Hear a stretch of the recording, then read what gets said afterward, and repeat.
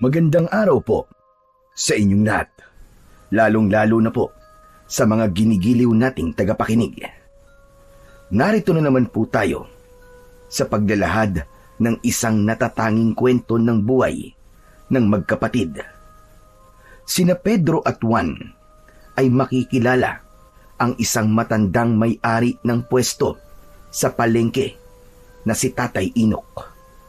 Hanggang isang araw ay binulabog ng isang pangyayari ang tahimik na pamumuhay ng mga tao sa baryo. Marami ang nawawala at natatagpo ang patay sa kakahuyan na malapit sa kanilang pwesto. Kaya naman, dahil sa husay ng paggamit ng magkapatid ng sandata, ay pinagkalooban sila ng matanda ng kakaibang mga armas na magagamit nila laban sa mga aswang na kanibal. Ano kaya ang kakaibang misyon na dapat tuparin ng magkapatid? Magagawa kaya nilang ipagtanggol ang buong baryo laban sa lumalakas na puwersa ng kasamaan? Sama-sama po nating pakinggan ang buhay at pakikipagsapalaran ng magkapatid na matadero na kumatay sa tribo ng mga aswang.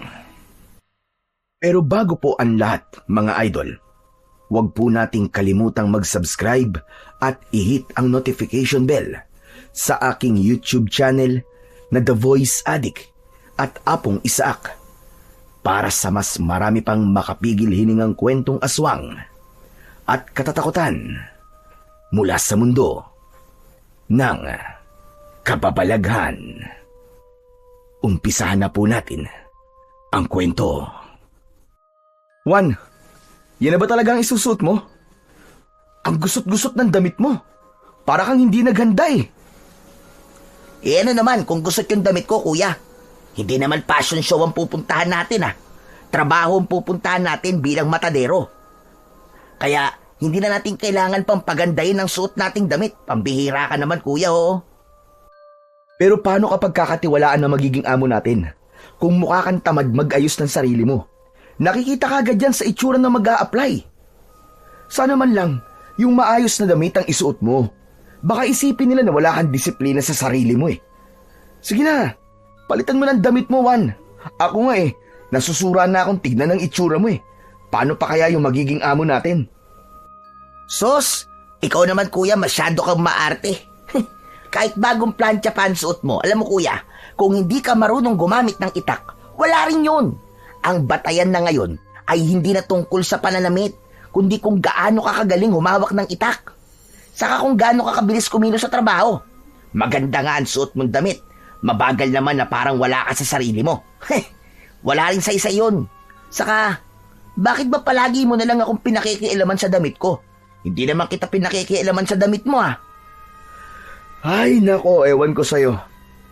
Alam mo, Juan, hindi lang basta husay sa paghawak ng itak ang tinitignan ngayon, kundi kung paano ka magdala ng sarili mo kapag humaharap ka sa mga tao. Kailangan presentable ka kahit papano. Kung di mo kayang ayusin ang damit mo, paano pa kaya sa trabaho mo? Sige nga. Itinatama lang naman kita sa pananamit mo Tapos ikaw pa tong galit sa akin? Bahala ka na nga sa buhay mo. Basta ako, kuya, ang mahalaga, marunong akong kumatay ng hayop. Alam kong ginagawa ko sa trabaho ko. Mas importante sa akin yun kaysa sa kinis ng suot ko. Basta, bahala ka na nga. Pero tandaan mo, minsan, ang unang tingin ng tao sa atin ay base sa itsura.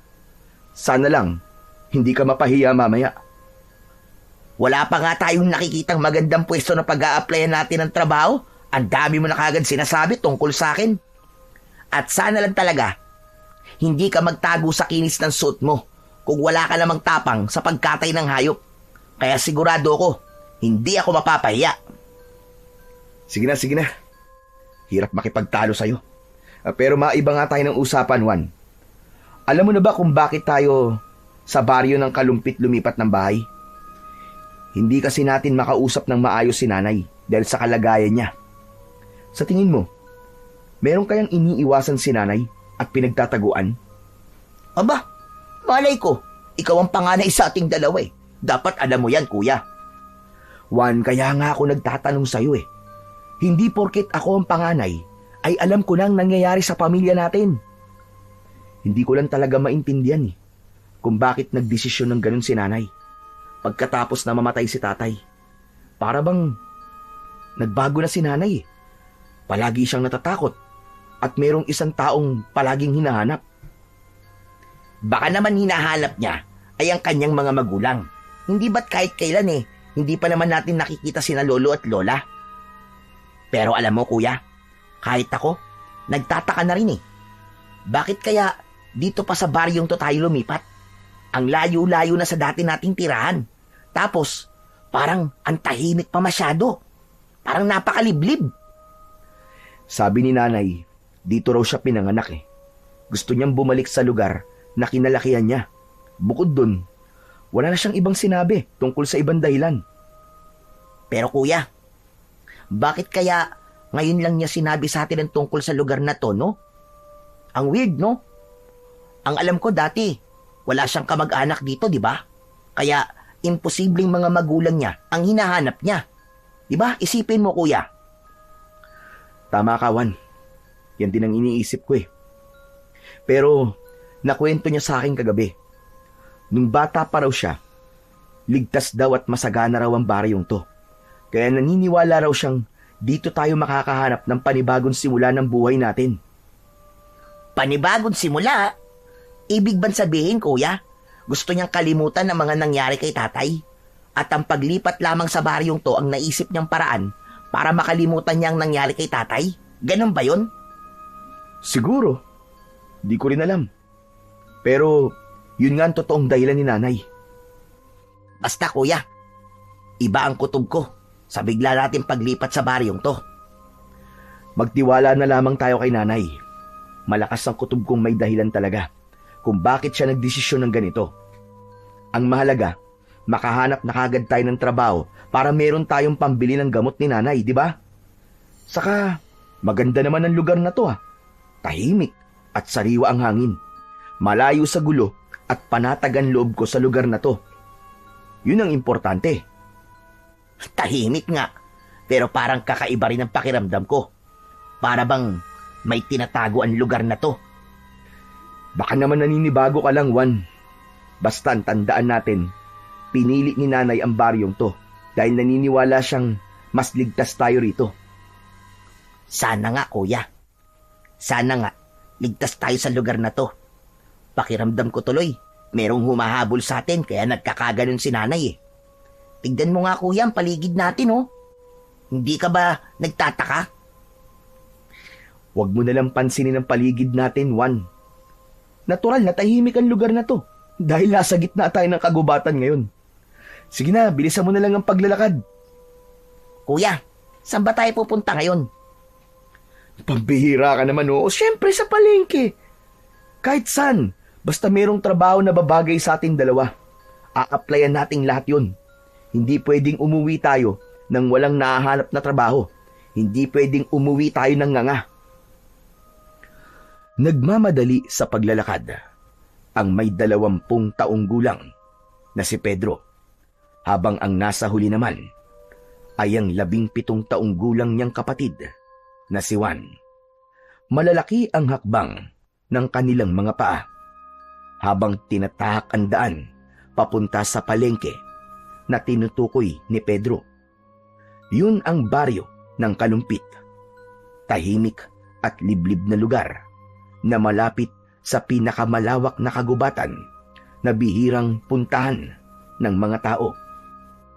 Habang tinatahak ng magkapatid ang daan, ay abala rin sila sa pagmamasid sa kanilang paligid. Tanging ang mga huni lamang ng ibon at kaluskos ng kanilang mga yabag sa tuyong dahon ang naririnig nila. Sa bawat hakbang, dama nila ang bigat ng kanilang dala. Hindi lang ng kanilang mga sandata, kundi pati na rin ang kaba sa kanilang dibdib.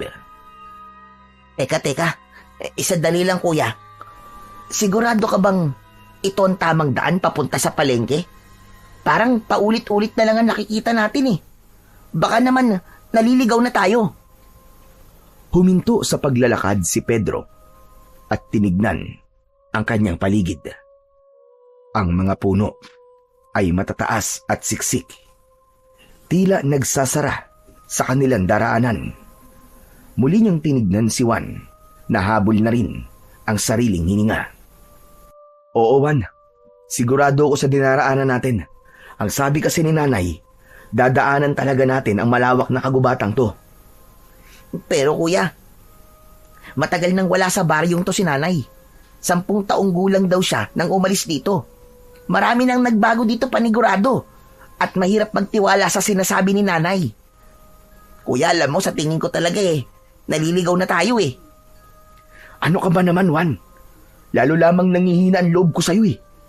May tiwala ako sa sinabi ni Nanay. Hindi naman tayo ipapahamak nun, di ba? Sige na, maglakad pa tayong gando sa dulo. At kung nag-aalala ka, sige ganito. Maglagay ka ng palatandaan sa lupang yan. Kapag bumalik na naman tayo sa lugar na to, aba, saka tayo mag-isip na naliligaw talaga tayo. Tsaka tayo mag-isip ng paraan kung paano tayo makakalabas sa gubat na to. Palagay ko kasi tama naman ang dinadaanan natin eh. Kasi sumusunod lang naman tayo sa makinis na daan na madalas daanan ng mga tao. Oo na. Sana nga. Tama itong dinadaanan natin, kuya. Hindi na nagsalita si Pedro. Patuloy silang naglakad. Tangan ang kanilang mga itak. Ang hangin ay lumamig at tila mas lalo pang dumilim sa kanilang paligid. May mga aninong kumikilos sa gilid ng kanilang paningin. Ngunit sa tuwing lilingon sila, wala naman silang nakikitang ibang tao sa lugar na yon. Mas humigpit ang kapit ni Juan sa hawak-hawak nitong itak. Hanggang si Pedro naman ay abala sa pagtingin sa paligid. Malakas ang tibok ng kanyang puso habang nag-aalala sa kakaibang presensyang nararamdaman niya. Maya-maya pa ay muling nagsalita si Juan. Halata ang panginginig sa boses nito. Kuya, pakiramdam ko. Hindi lang tayong naririto sa gubat na to. Sus, Juan! Umiral na naman yung pagiging matatakutin mo. Akala ko ba matapang ka? Hindi ba't yan ang sinasabi mo sa akin kanina? Ako ang matatakot. Oh, bakit ngayon? Nagkakaganyan ka? Ngumiti si Pedro. Pilit na nagtatapang-tapangan sa harap ng kapatid. Inaasar niya si Juan na namumutla na sa takot. Ngunit kahit siya ay nararamdaman niya ang kakaibang galaw sa kanilang paligid.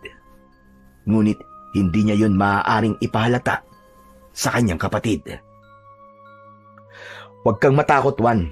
Tandaan mo, hindi tayo ordinaryong tao lang na walang alam pagdating sa pakikipaglaban. Mahusay tayong gumamit ng sandata. Tapos dala pa natin. Mahihirapan silang lumapit sa atin. Ano man ang nasa harap natin, haharapin natin sila na magkasama. Ayos? At sa gitna ng katahimikan ng kagubatan, narinig nila ang isang malalim at kakaibang alulong. Kasunod ng kaluskos na tila papalapit sa kanilang kinaroroonan. Kapwa sila napatigil. Nagkatitigan at sabay na kumapit ng maigpit sa kanilang mga sandata. Pero napangiti ang magkapatid nang lumabas mula sa halaman ang malaking baboy ramo. Sinundan nila ito dahil balak nilang huliin. Pero yun pala ang tamang daan para sa labasan ng gubat. At nakita nila ang palengke na marami ng tao ang namimili. Maingay ang paligid ng palengke at sumalubong sa kanilang pang-amoy ang malansang singaw ng hangin mula sa palengke. Oh, kuya, nandito na tayo. Ito na ang palengke nila, oh. Tama naman pala ang daan natin eh. Hindi tayo naliligaw. Sabi ko na sa iyo, Juan eh. Ikaw lang naman ang nag-iisip ng kung ano-ano eh. Ay nako, Pagmasdan mo sila, oh. Hindi sementado ang daan. Lupa at damo ang sahig ng dinaraanan ng mga taong nagdadala ng kanilang paninda. Ang bawat pwesto ay yari lamang sa kawayan at pawid. Matagal na nakatayo sina Pedro at Juan habang nakatingin sa mga taong abala sa mga ginagawa. Mula sa kanilang kinaroroonan ay naririnig nila ang ingay ng tawanan, halakhakan at sigawan ng mga taong nag-aalok ng kanilang mga panindang isda, gulay at prutas. Sariwa ang mga yon at halatang kapipitas lang. Ang hangin ay humahalo sa samyo ng bagong lutong kakanin, inihaw na isda, at mabangong damo na nakapulupot sa mga panindang gulayin. May mga bata ring naglalaro sa tabi, tumatakbo at nagtatakbuhan sa pagitan ng mga puno. Ang mga matatanda naman ay abala sa pagbabaligtad ng mga bilao. Ang ilan naman ay abala sa pagbibilang ng sukli. Habang ang mga kinatay na karne ng baboy ay nakasabit at tumutulo pa ang mga sariwang dugo. Sa gitna ng kakauyan, ang palengke ay nagmistulang buhay na patunay ng pagtutulungan ng mga tao. Hindi ito nakatali sa modernong pamilyan, kundi sa payak na kalakalan kung saan ang isang bugkos ng saging ay maaaring ipagpalit sa isang tabo ng bigas at iba pang produkto. Natuklasan ng magkapatid na umiiral pa rin sa palengke ang pakikipagbarter. Ang barter ay isang palitan ng kalakal na walang ginagamit na pera. Ang bawat transaksyon ay sinasamahan ng ngiti at pagkikwentuhan.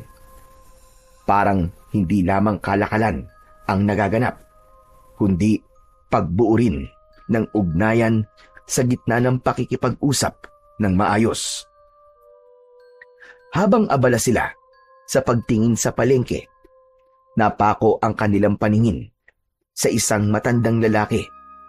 Nag-iisa ito sa pwesto habang naghihiwa ng karne ng baka.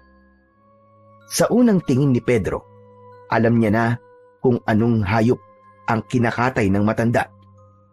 Napatingin siya sa gawin ni Juan na doon na rin pala nakatingin. Ayos! Mukhang may trabaho na tayong maa-applyan, Juan. Pero mukha namang masungit siya, kuya eh.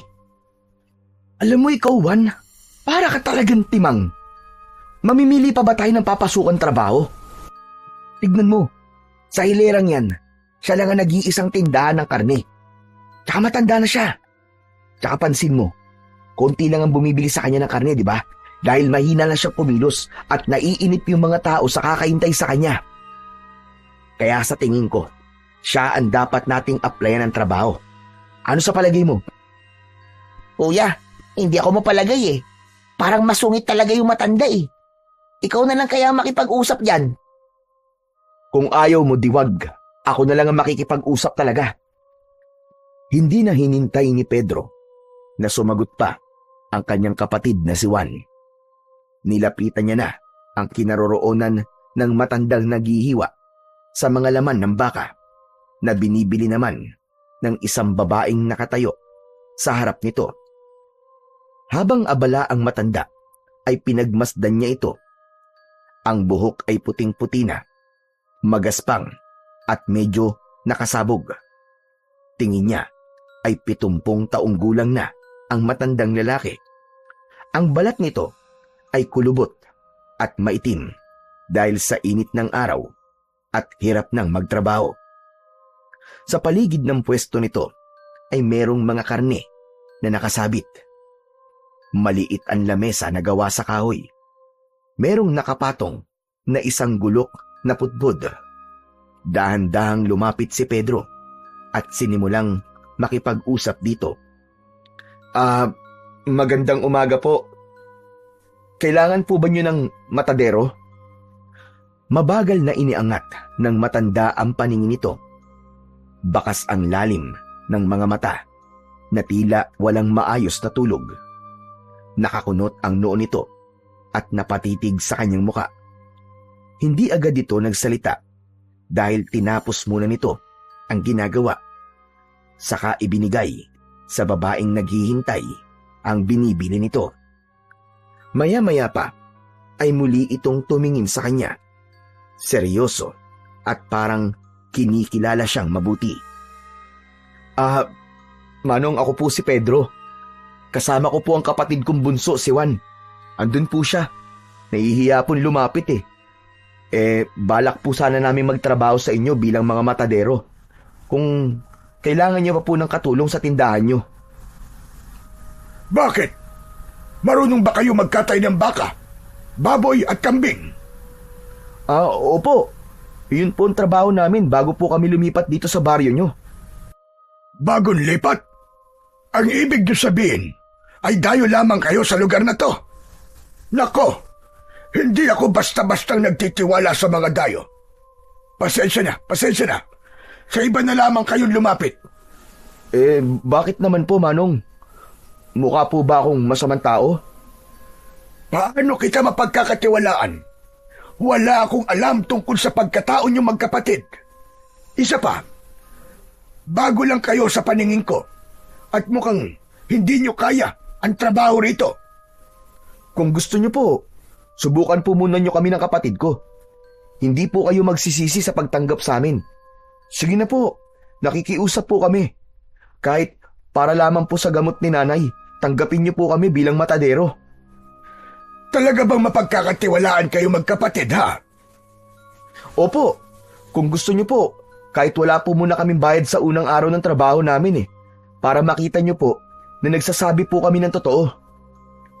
Hindi biro ang trabahong gusto niyong pasukan na magkapatid. Teka lang, palapitin mo nga ang kapatid mo dito nang pareho ko kayong makausap. Sinulyapan ni Pedro ang nakatayong si Juan. Itinaas niya ang kanyang kamay at sumenyas dito para lumapit. Nagdadalawang isip pa ang kanyang kapatid na humakbang papalapit sa kanilang kinaroroonan. Pero sa huli ay napilitan din ito. Nang makalapit sa kanila si Juan ay naiiritang pinagalitan niya ang kapatid. Juan, ang tagal mo naman lumapit. Pasensya ka na, kuya. Pumayag na ba siya? Hindi pa. Ang gusto niya, makausap tayong dalawa. Ang kapatid mo ba, Pedro, ay nasa hustong gulang na? Ang totoo niyan wala pa po 17 taong gulang pa lang po siya. Pero malapit na po siyang mag-18 taon. Ngayong buwan po. Hindi naman ako maigpit pagdating sa edad. Ang gusto ko, kaya ang trabaho at matinong kausap. Ayoko ng pasaway at tamad. Hindi ko na kayo susubukan. Tatanggapin ko na kayo sa trabaho. Pero, kaya niyo bang makakita ng hayop na papatayin nang hindi pinanghihinaan ng loob? Baka naman, hindi niyo kayang pumatay ng hayop. Nako, kayang-kaya po naming magkatay ng hayop. Sanay po kami sa ganung trabaho Huwag po kayo mag-alala. Hindi rin po kami tamad sa trabaho. Hindi po kayo magsisisi sa pagtanggap po sa amin. Hindi po namin iniiwan ng trabaho kahit gaano po kahirap. Mabuti naman kung ganon. O siya, sige na. Tatanggapin ko na kayo. Magtitiwala ako sa inyong dalawa. Pero bago yon, kilala niyo na ba ako? Hindi pa nga po Tawagin niyo na lamang akong Tatay Inok. Sige na, pwede na kayo magsimula ngayon. Yes! Marami pong salamat sa pagtanggap sa amin, Tatay Inok. Ako rin po. Nagpapasalamat din po ako sa inyo, Tatay Inok. Hindi po namin kayo bibiguin ni Kuya. Mabuti naman. O sige na, pumasok na kayo sa loob ng tindahan ko. May mga presyo naman na nakasulat sa papel. Kaya ayos lang ba? Naiwanan ko muna kayo magkapatid dito.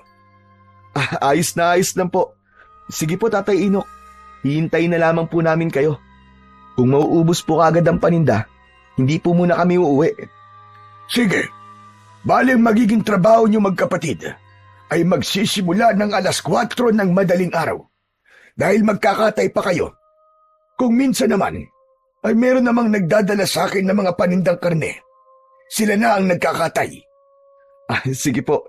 Kami na po ang bahala rito, Tatay Inok. Salamat po uli. Iniligpit na ni Tatay Inok ang mga gamit nito at lumabas sa tindahan. Naglakad ang matanda, papasok sa kakawyan, hanggang sa mawala ito sa kanilang paningin. Nagkatingin na naman ang magkapatid dahil masaya silang dalawa na natanggap na sila sa trabaho. Ang lakas ng loob mo, kuya. Napapayag mo si Tatay Inok na tanggapin tayo sa tindahan niya. Siyempre, ako pa ba? Nakita mo naman kanina, napagod na rin si Tatay Inok. O paano, kuya? Simulan na natin ang pagpapakitang gilas sa mga tao. Dating gawi. Patutunayan natin na hindi nagkamali si Tatay Inok sa pagtanggap sa atin. Ano, game? Sige, Juan, game. Gawin natin ang lahat para maipakita natin na karapat dapat tayo sa pagiging matadero. Sinimulan na nga ng magkapatid ang pagpapakitang gilas sa paghihiwa at pagtatadtad ng mga karne. Sa loob mismo ng palengke, madaling napansin ang pwesto ni na Pedro at Juan. Magkaharap na nakalagay ang kanilang mga bangkong kahoy, malinis at maayos, at sa ibabaw ay nakahanay ang mga bagong katay na karne. Mapulang baboy, manok at baka na maingat na tinatakpan ng malinis na dahon ng saging. Hindi tulad ng ibang matadero na bara-bara ang trabaho. Ang magkapatid ay kilala sa kanilang husay at linis sa pagkatay. Si Pedro, ang panganay, ay mabilis kumilos at biyasa sa paggamit ng gulok. Maganda ang bawat hiwa ng karne gamit ang kanyang kamay.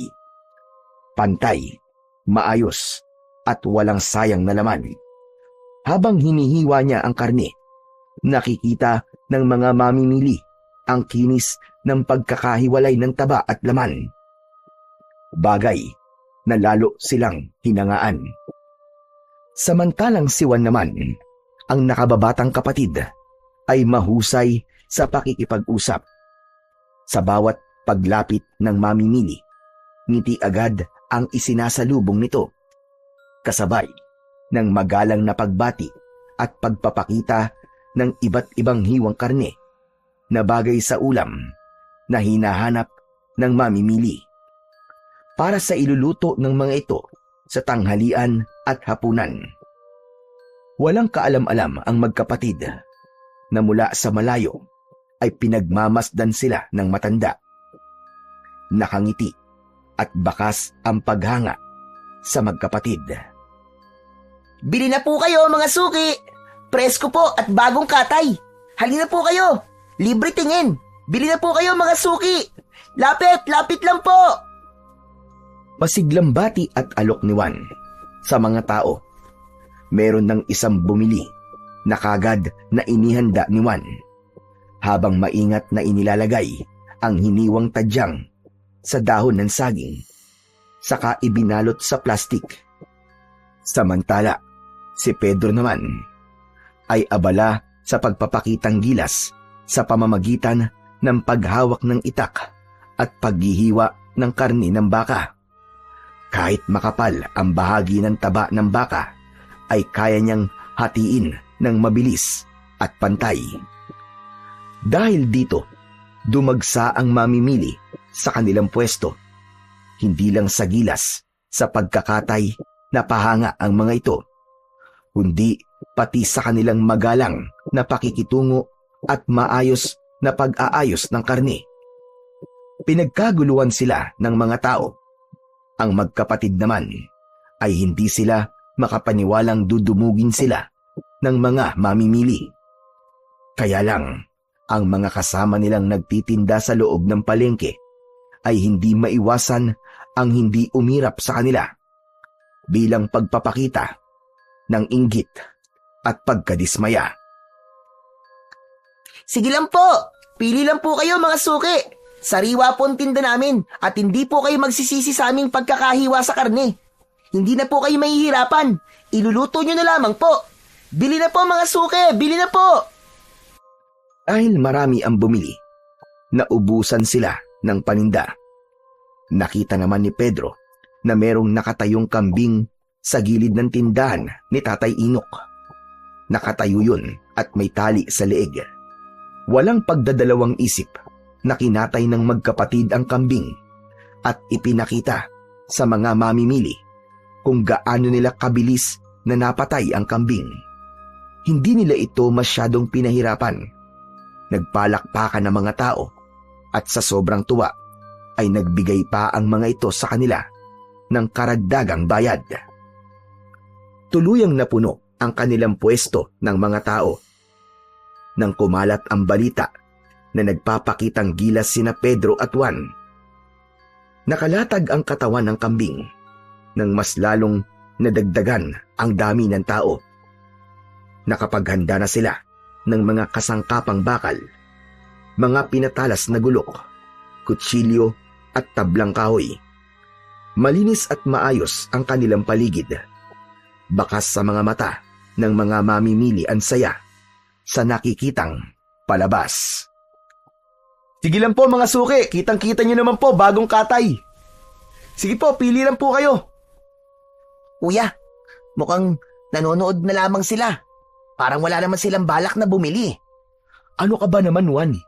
Ngayon ka pa ba mag-aalala? Panghuling katay na natin to. Mukhang ngayon lang naubos ang paninda ng matanda. Kaya simulan na natin ang pagpapakitang gilas. Alokin mo silang lahat, sige na. Pili lang po kayo mga suki. Bago ihiwain ng kapatid ko ang bahagi ng karne na mapipili nyo, magpapakita po muna kami ng husay namin sa paghiwa. Hindi nga nagtagal ay nag-agawan na ang mga tao sa pagturo kung alin bahagi ng karne ng kambing ang gusto ng mga ito. Lahat ay natandaan ni Pedro at isa yon sa kanyang mga kakayahan, ang mabilis magmemorya ng mga bagay kahit sa unang turo lamang. Sinimulan ni Pedro ang pagpalang o pagtaga sa katawan ng kambing. Sa isang iglap, mabilis niyang naihiwalay ang malaking bahagi ng karne gamit ang kanyang gulok. Walang sablay ang bawat hiwa. Pantay at maayos. Namangha ang mga nanonood at narinig ang bulong-bulungan ng ibang taong naroroon. Dinaig pa raw nila ang matanda sa paghiwa ng karne. Kasunod naman ay si Juan, na hindi lang mahusay sa pagkakatay, kundi pati na rin sa pakikipag-ugnayan. Sa bawat hiwang ginagawa nito, ay ipinapaliwanag naman ito sa mga mamimili kung anong parte ng katay ang bagay sa sinigang, adobo o ginisa. Sa husay ng pananalita ni Juan, at kasama pa ng bilis ng kamay, mas lalo pang lumapit ang mga tao at sabik na bumili sa kanila. O mga suki, konti na lang po. Bili na po kayo, baka po kayo maubusan. Subukan niyo po itong tadyang, siguradong masarap po to para sa sinigang. Nagpatuloy ang exhibition ng dalawa. Si Pedro na nagpapakita ng tikas at bilis ng kamay sa pagkakatay, at si Juan na nagpapamalas ng galing sa pag-aalok at pagbibenta. Sa huli, halos maubos ang kanilang paninda dahil sa dami ng mamimiling naiengganyo sa kanilang ginagawa. Ang iba ay nagbigay pa ng bigas kapalit ng ibang paninda nila. Yun ang kakaibang kakayahan ng magkapatid. Malakas at mahusay silang manghila ng mga suki. Dahil doon ay hindi nila namalayan na malapit na palang dumilim ang paligid. Nagsisihan ng magkapatid dahil nalibang sila sa kanilang ginagawa at nakalimutan na rin nilang kumain ng tanghalian. Pambihira ka naman, Juan, oh. Bakit hindi mo naman pinaalala sa akin na hindi tayo kumain ng tanghalian? Sus, ikaw nga di mo rin naalala eh. Ako pa kaya? Isa pa, talagang nalibang din naman tayo sa ginagawa natin eh. Ang saya talaga no, kapag nauubos ang paninda.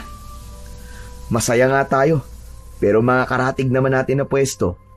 Kulang na lang, tunawin tayo sa masama nilang tingin. Hayaan mo sila kuya. Pareho lang naman tayong naghahanap buhay eh. Dumiskarte rin sila ng para sa kanila.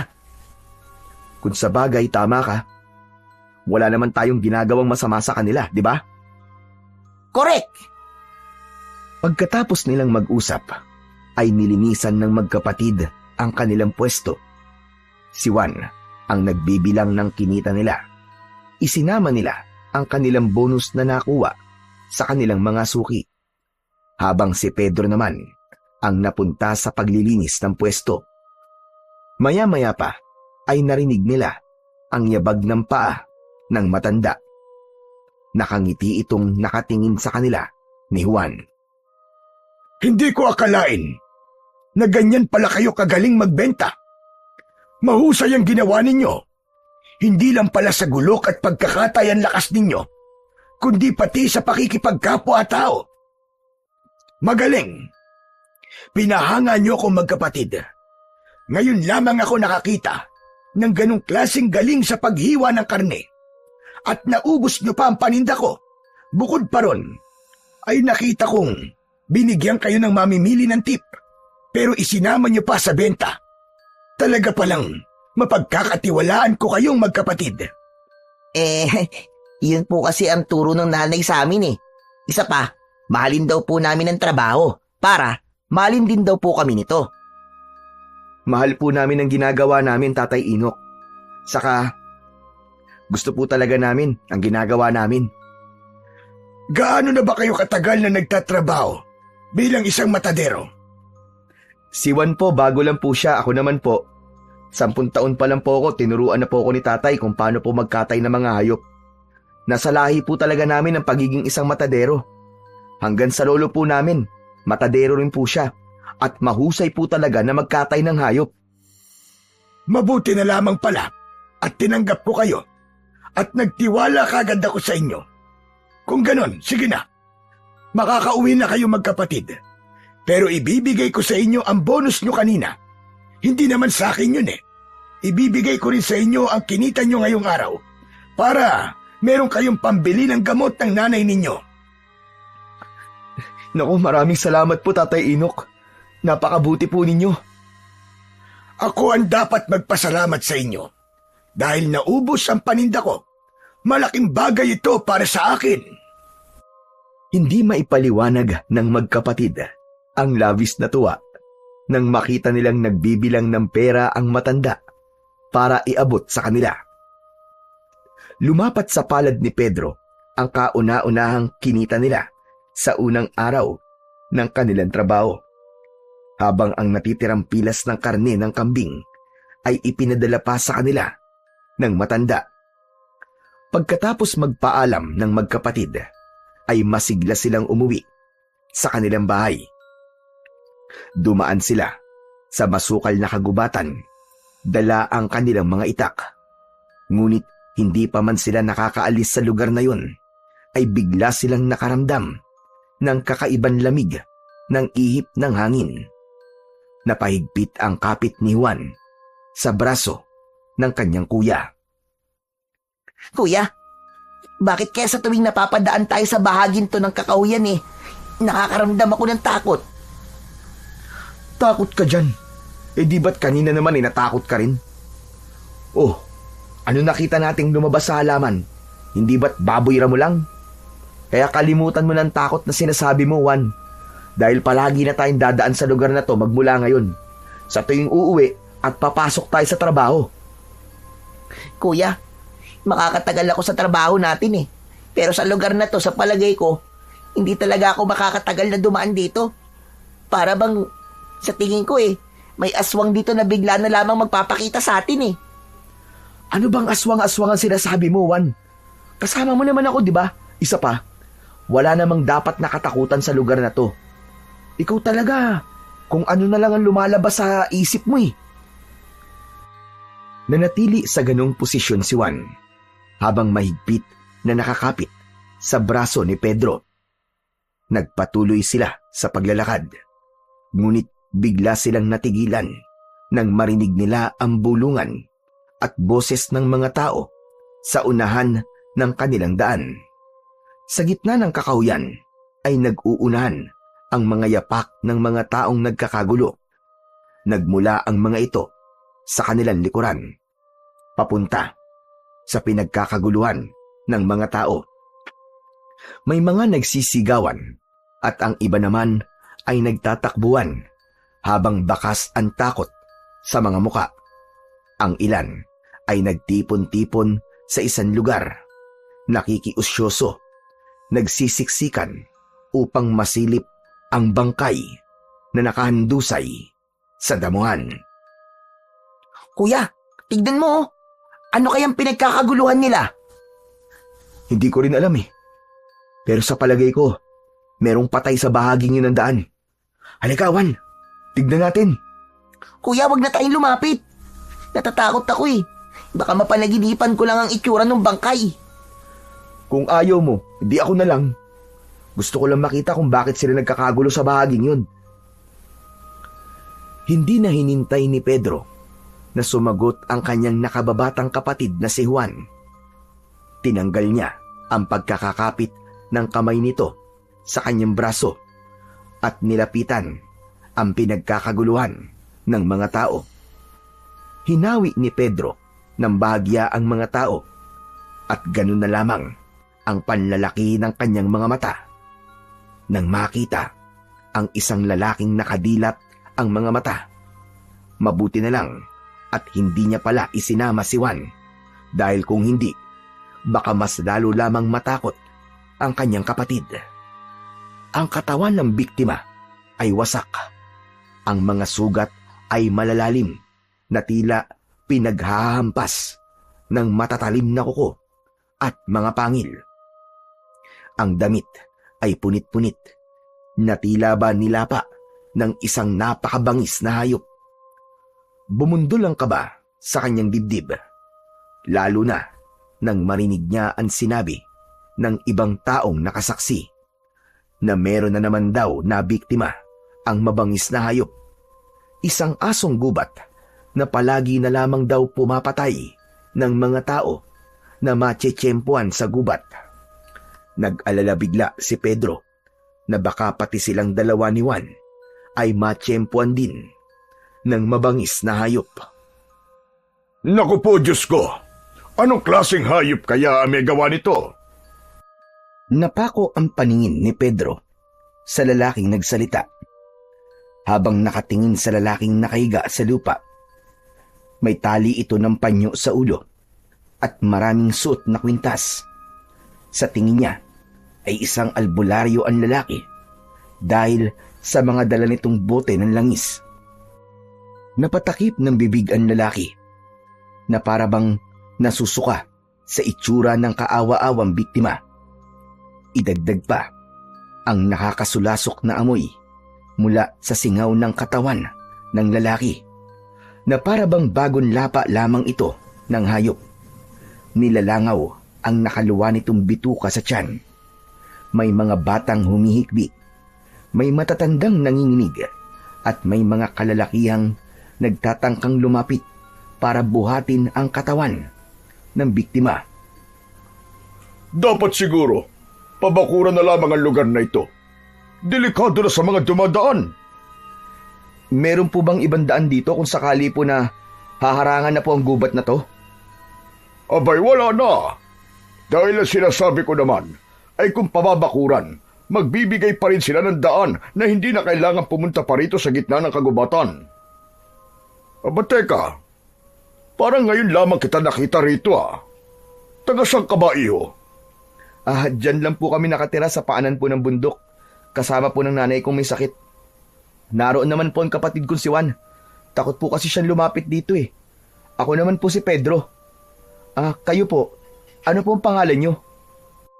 Ako si Magkepweng. Isa akong albularyo. Diyan lang din ako nakatira sa paanan ng bundok.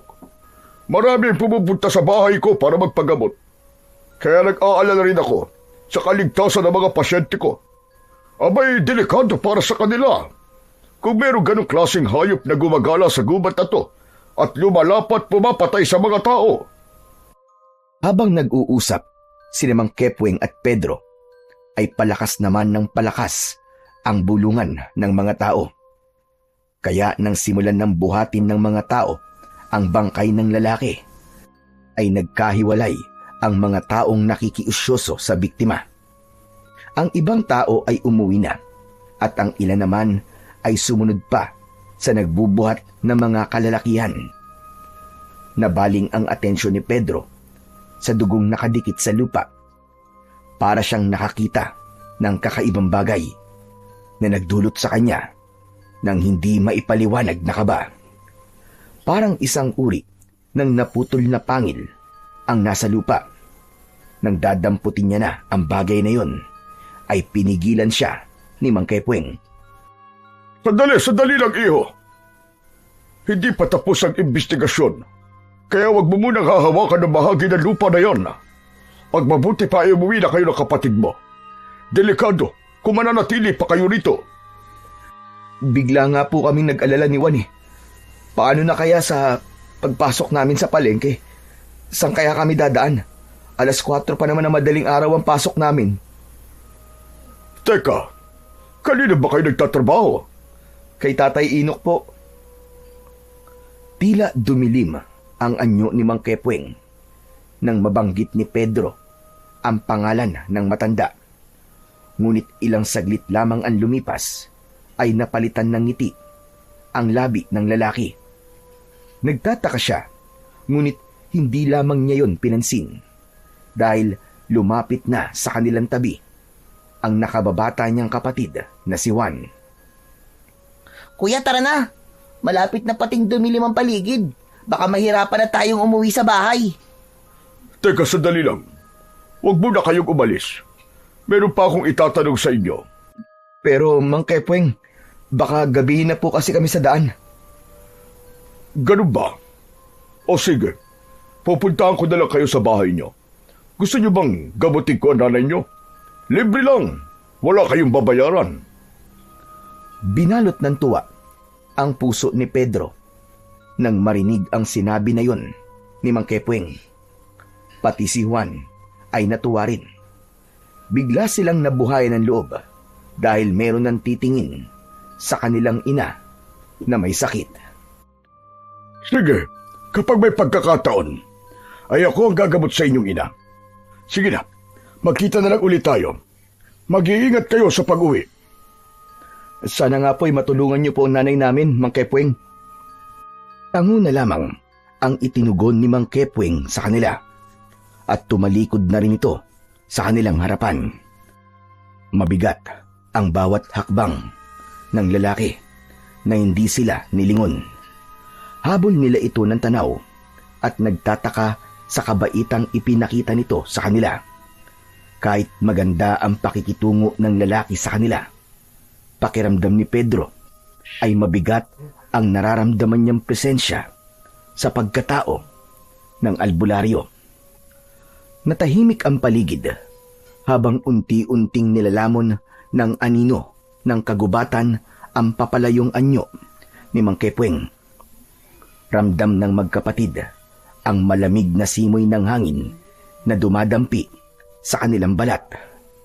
Isang pakiramdam ng pagkailang at pagtataka ang bumalot sa kanilang dibdib. Parang may mas malalim na dahilan kung bakit nakilala nila si Mang Kepweng. Isang malalim na buntong hininga ang pinakawalan ni Pedro bago sila nagpasyang umalis sa lugar na yun. Walang imikan ang magkapatid habang tinatahak nila ang daan pauwi sa kanilang bahay. Pagkalipas ng ilang minuto ay narating nila ang maliit na kubo. Bukas na ang ilaw na gasera at naririnig nila ang paghahanda ng mga plato ng kanilang ina na si Aling Zenab. Nay, nandito na po kami ni Juan. May dala po kami ni Kuya para po sa inyo, Nay.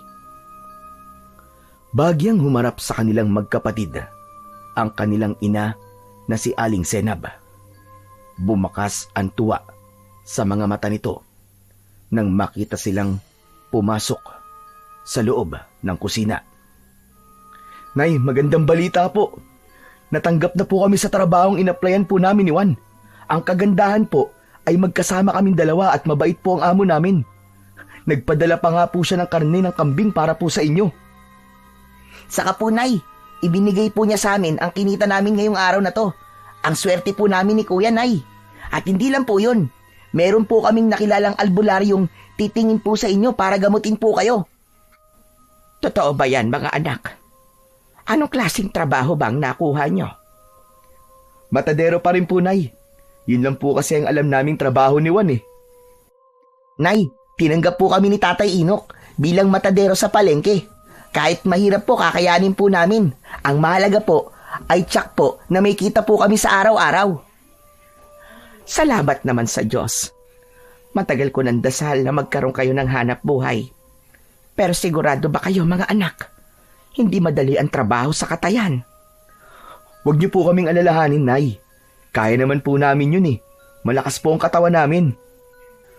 Teka, sino ba ang albularyong sinasabi niyong gagamot sa akin? Si ano po? Ano nga bang pangalan nun? Si Mang Kepweng po. Mabait naman po siya eh. Tapos nagpresenta po siya sa amin. Nagagamutin niya raw po kayo. Mga anak, mapagkakatiwalaan ba naman siya? Baka hindi siya totoong albularyo. Isa po talaga siyang albularyo, Nay. Libre po ang serbisyo niya at hindi po nanluloko ng mga tao. Mabuti naman kung ganon. Wala nang masasaya pa sa isang ina, kundi ang makita ang kanyang mga anak na nagsusumikap at handang magtulungan. Pero salamat, dahil sa wakas ay nakakita na kayo ng albularyong gagamot sa akin. Maraming salamat talaga sa inyo, mga anak. Hindi niyo ako pinapabayaan. Patawarin niyo ako kung kayo lang ang nagtatrabaho para sa atin. Nay, wag po kayong malungkot. Masaya naman po kami sa ginagawa namin ni Juan eh. Tsaka pangako, Nay, hindi po namin kayo pababayaan. Aalagaan po namin kayo sa abot po ng aming makakaya. Oo nga naman po, Nay.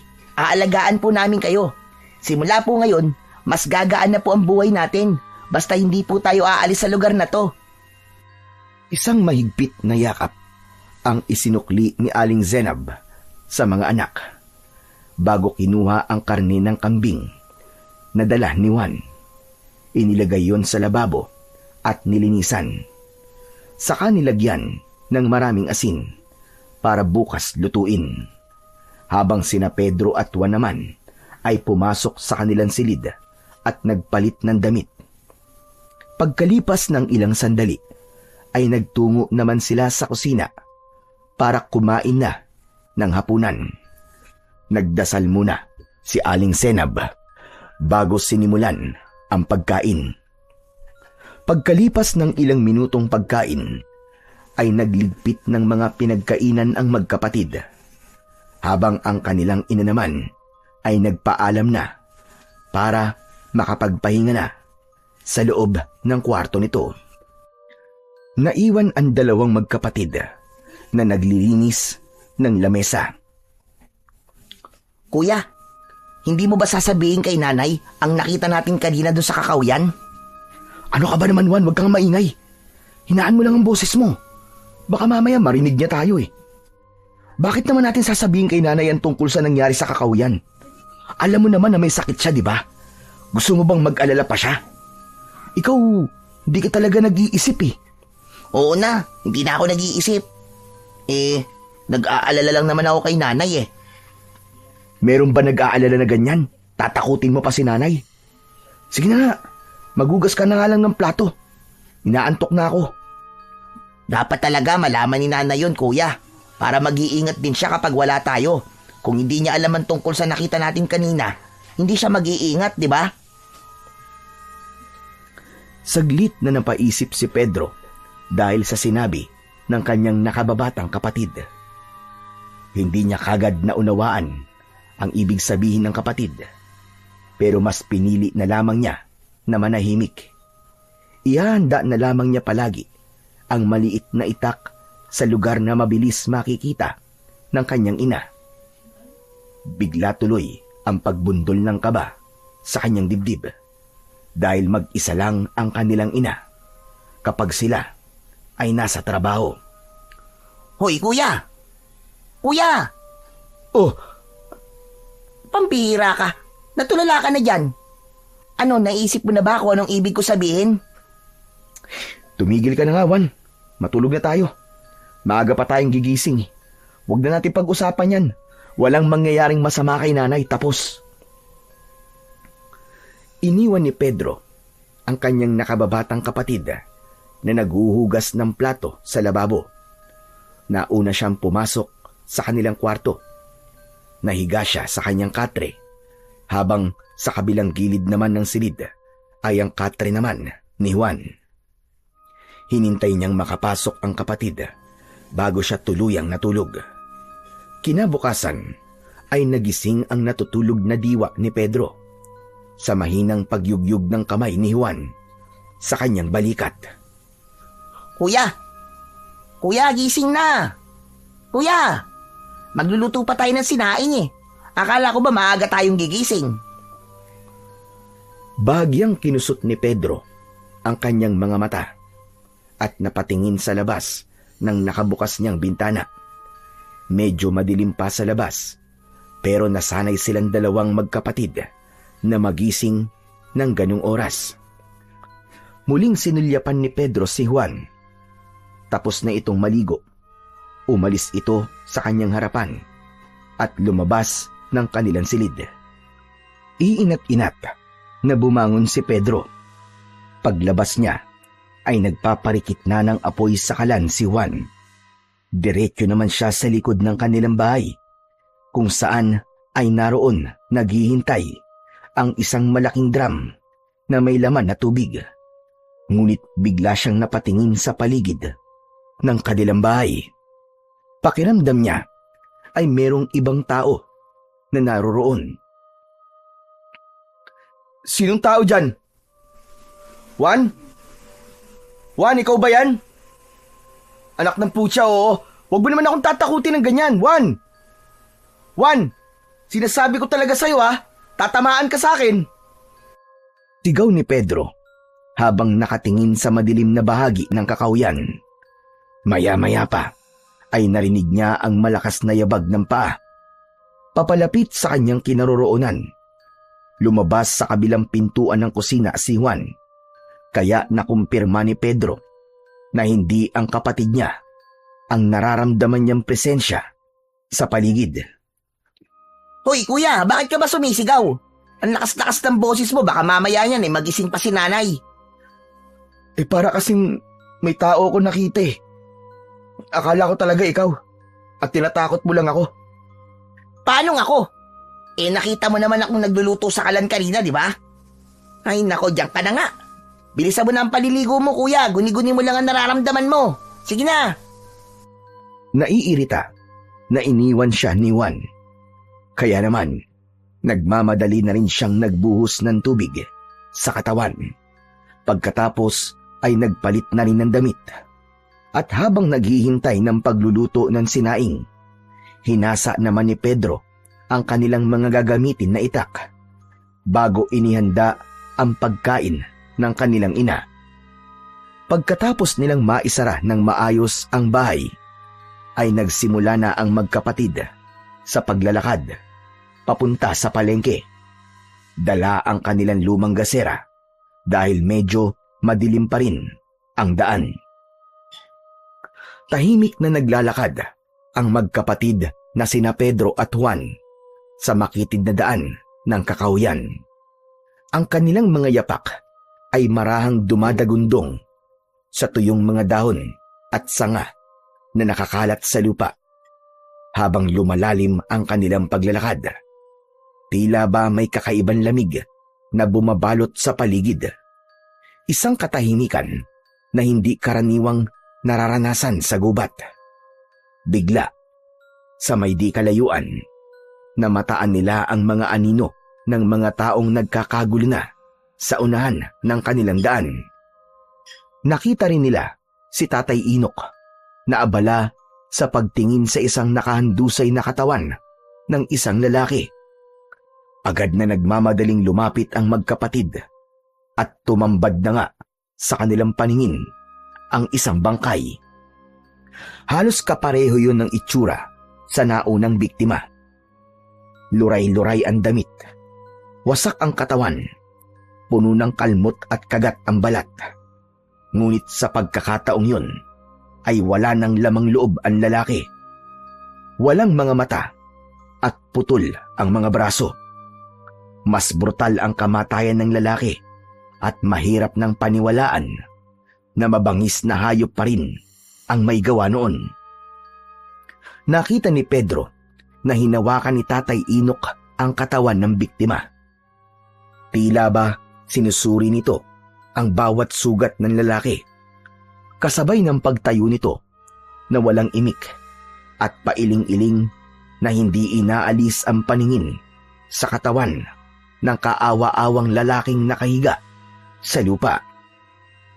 Kuya, isa na naman bang kaya natagpuan ng mga tanod? Natatakot na ako, kuya. Bakit kaya merong ganito sa baryong to? Akala ko ba sabi ni nanay ligtas tayo rito. Tumahimik ka na nga muna, Juan.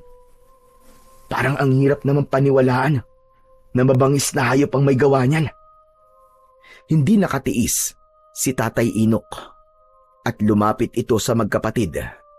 Bigla itong nagsalita at nagpakawala ng isang malalim na buntong hininga. Hindi isang mabangis na hayop ang may gawa sa karumal-dumal na sinapit ng lalaking yan, Pedro. Kundi isang mabangis na tao na mayroong lahi ng kanibal. Isang nilalang na kumukuha ng lakas sa sariwang dugo ng tao at mas malupit pa sa mga aswang. Ano po, Tatay Inok? Kanibal? Paano po nagkaroon ng kanibal sa baryong to, Tatay Inok? Dahil hinahanap nila ang pinakamahusay na manunugis ng kanibal na gusto nilang gantian. Pero bakit po nila kailangang mandamay ng ibang tao? Ito ang paraan nila ng pagpaparamdam sa manunugis na matagal na nilang hinahanap. Natitiyak kong alam na ng mga kanibal ang pinagtataguan ng taong manunugis ng mga aswang. Kuya, wag na kaya tayo magtrabaho kay Tatay Inok. Baka mamaya niyan tayo ang matsyempohan. Ganitong oras pa naman tayo umaalis ng bahay. At saka, nag-aalala ako para kay nanay.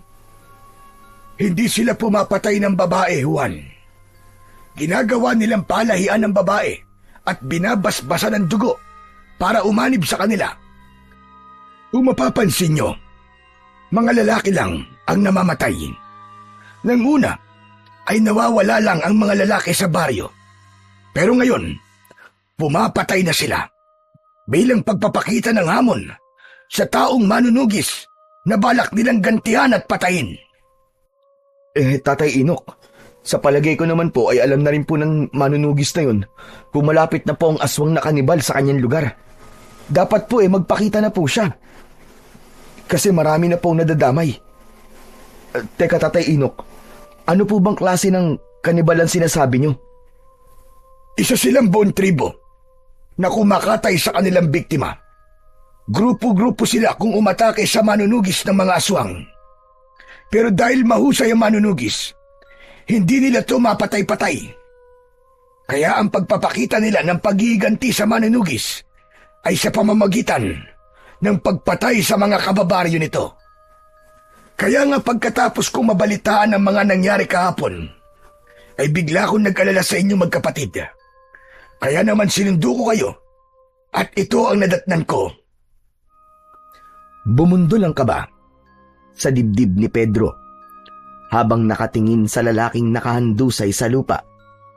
Binuhat ito ng mga kalalakihan at sumabay na ang magkapatid kay Tatay Inok papunta sa palengke.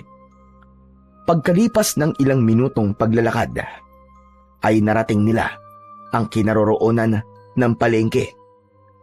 Wala pang halos na tao, ngunit bakas ang lungkot sa paligid. Maya-maya pa, nagsimula na ang magkapatid na magkatay ng 2 baboy para sa kanilang ititinda.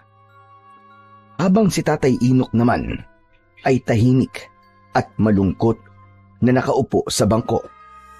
Habang wala pang bumibili sa kanilang tindahan, ay hindi maiwasan ni Pedro na hindi tanungin ang matanda tungkol sa pamilya nito. Tatay Inok, mawalang galang na po. Nasan po ba ang pamilya nyo? Wala po kasi kaming nakikitang kasama nyo sa tindahan eh. Isang malalim na buntong hininga ang pinakawala ni Tatay Inok bago ito tumingin sa kanilang gawi. Malungkot ang mga mata nitong nagsalita. Naubos ang pamilya ko nang biglang sumalakay ang mga aswang na kanibal sa baryo namin. Namatay ang aking asawa, 3 anak, at ang bunso kong anak na inanod ng rumaragas ang tubig dahil sa pagtakas namin. Sa isang iglap, nawala ang aking pamilya. Hindi ko matanggap ang pagkawala nila. Para ako mababaliw sa labis na sakit. Kaya mas pinili kong lumayo at bumalik sa baryong ito, kung saan dito ipinanganak ang bunso ko. Hanggang ngayon, umaasa pa rin ako na sana buhay pa rin ang bunso ko. Ikinalulungkot ko po, Tatay Inok. Napakalungkot po pala na naging buhay nyo. Pasensya na po. Hindi ko na po sana naitanong. Kami naman po, Tatay Inok, ulila na rin po kami sa ama. Namatay po siya sa pangangaso at sinabing nilapa raw po ng isang mabangis na hayop sa gubat. Pero Tatay Inok, hindi po ako naniniwalang mabangis na hayop po ang pumatay sa kanya. Wala po kasing iniwan ng itsura ng pagkamatay ni tatay sa itsura po ng bangkay kanina. Kaya sigurado po ako na biktima rin po si tatay na sinasabi niyong aswang na kanibal. Kaya nga po, lumipat kami rito ni nanay. Ligtas daw po kami rito. Walang ligtas sa lugar na ito, Pedro. Kahit saan ka magpunta, palaging merong naghihintay na panganib. Parang ako, ilang beses akong nagtago at nagpakalayo-layo. Pero nahahanap pa rin nila ako. Ano pong ibig niyong sabihin, Tatay Inok? Naramdaman ni Pedro ang paglapit sa kanila ni Juan na nagtataka na rin sa seryoso nilang pinag-uusapan. Saglit na tumigil si Tatay Inok sa pagsasalita at napatingin sa kanilang dalawang magkapatid. Ang totoo, ang manunugis na hinahanap ng mga aswang na kanibal at gustong paghigantihan ay walang iba kundi ako. Ako ang manunugis ng aswang na kumalaban sa kanila noon. Pero matanda na ako ngayon at wala nang kakayahang lumaban pa sa kanilang puwersa.